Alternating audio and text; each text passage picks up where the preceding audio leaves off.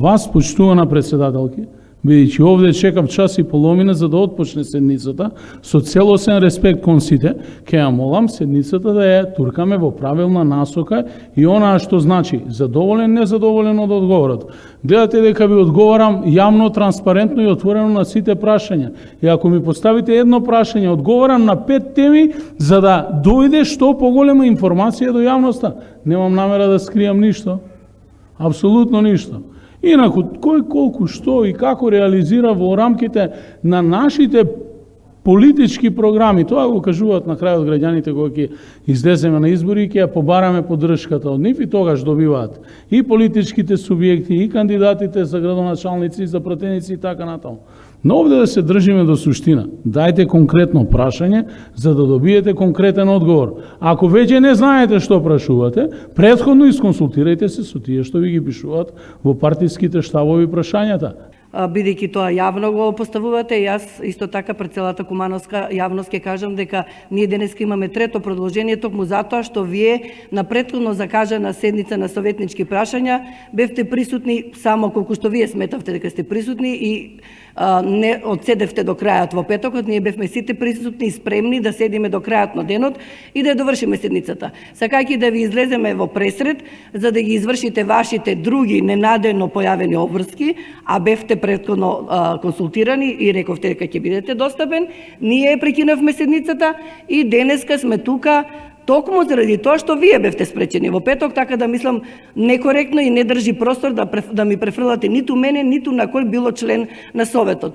Што се однесува до втората процедурална забелешка, дека премногу им дозволувам на членовите на Советот да ве потпрашуваат и да поставуваат дополнителни прашања, повторно ќе кажам исто така во интерес на јавноста, во интерес на почитување на законските и подзаконските акти за работа на Советот на општина Куманово, не сте во право и јас жалам што сте заборавиле, бидејќи седевте на ова место, бевте председател на Совет, дека секој член на Советот на седниците на советничките прашања, откако ќе ги постави своите советнички прашања или прашања, а вие или некој од присутните членови на администрацијата или директорите на јавните предпријатија ќе одговорат, има право да постави дополнително прашање и да изрази кусо задоволство или незадоволство. И се разбира, имате право како и сите присутни во оваа сала во секое време да упатите процедурална забелешка, но единствен надлежен во овој момент, додека сме во салата на Советот, и за одговор на процедуралните забелешки, и за спроведување на процедурата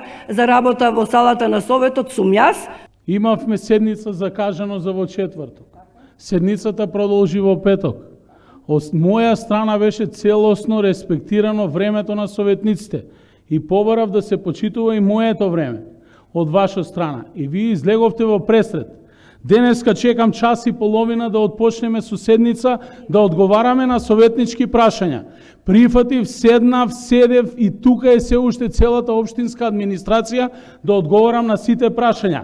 Но ќе барам од вас целосна заштита на интегритетот и дигнитетот градоначалник на општина Куманово и општинска администрација. Затоа што се крши грубо деловникот и затоа што се дозволува да се прави политичка дебата од конкретни поставени прашања. Убаво го цитиравте член 20 на памет, го знам, 4 години работев со него, вели поставува дополнителни прашања и се произнесува советникот дали е задоволен или не е задоволен. Вие оставате простор да се води политичка дебата.